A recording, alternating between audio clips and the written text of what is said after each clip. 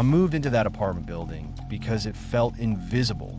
No drama, no noise, no surprises.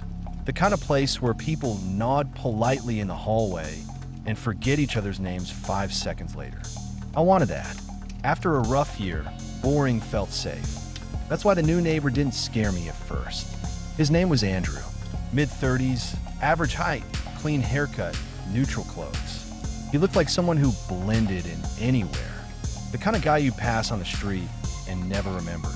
When he moved in across the hall, he smiled, introduced himself, said he worked remote tech stuff, and joked about how thin the walls were. Nothing alarming, nothing memorable. The first week passed quietly. Andrew kept to himself, came and went without drawing attention, never had visitors. If anything, he was quieter than the rest of us. Too quiet, maybe, but I didn't think much of it at the time. The first thing that bothered me wasn't a sound. It was the timing. Every night, almost without fail, his light stayed on until exactly 3:30 a.m. Not around, not late. Exactly. I only noticed because I worked early mornings and hated bright hallway light leaking under my door. One night, I checked the clock. Another night, I checked again. Same time, same pattern. I told myself he probably just had a weird schedule. Then the noises started. Not loud enough to complain about. Not sharp enough to pinpoint. Just long, drawn-out sounds, like furniture being slowly dragged across the floor. It wasn't chaotic. It was controlled, measured, as if whoever was doing it knew exactly how much noise they could get away with. What made it worse was that Andrew had moved in with almost nothing. I remembered clearly 2 suitcases, 1 backpack, no couch, no bed frame, no boxes. So there was nothing heavy enough to drag. That realization sat in my head longer than it should have. A few nights later, I heard voices. Low, muffled, definitely more than one. I pressed my ear to the door like an idiot, heart beating way too fast for no good reason. I couldn't make out words, only tone. One voice calm and steady, the other hesitant, uneven, like someone answering questions they didn't fully understand. The next morning, I told myself I'd imagined it, until I saw the scratches. They were faint, low on Andrew's doorframe, near the floor. Thin lines in the wood, as if someone had scraped it repeatedly with something hard.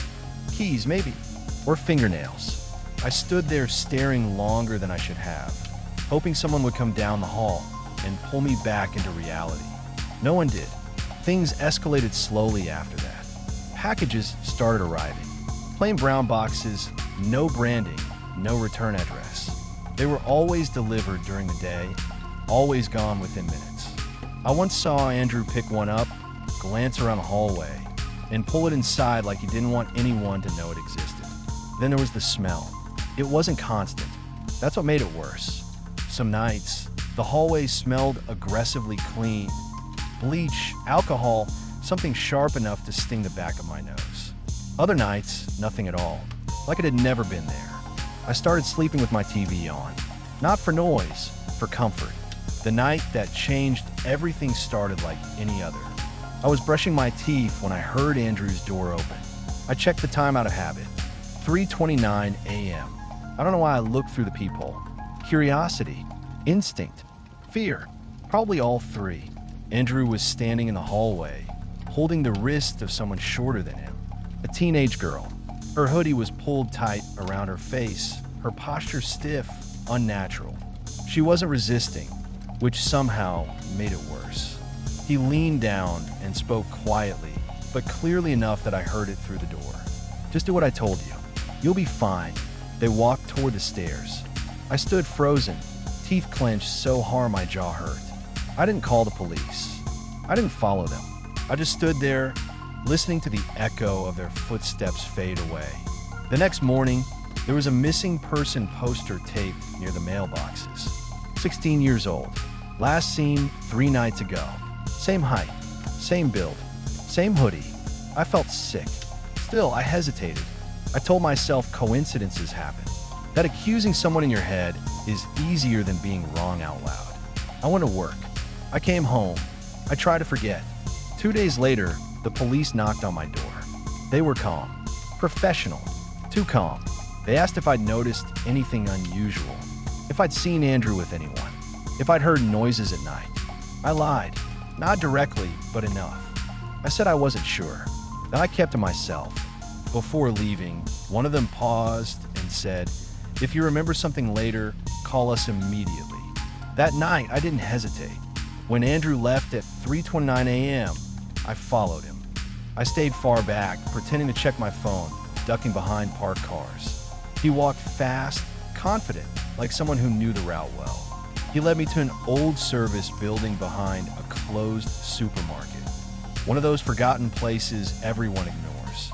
He unlocked the door and disappeared inside. I called the police with shaking hands. They arrived in minutes. What happened next unfolded fast. Shouting, boots on concrete, doors forced open.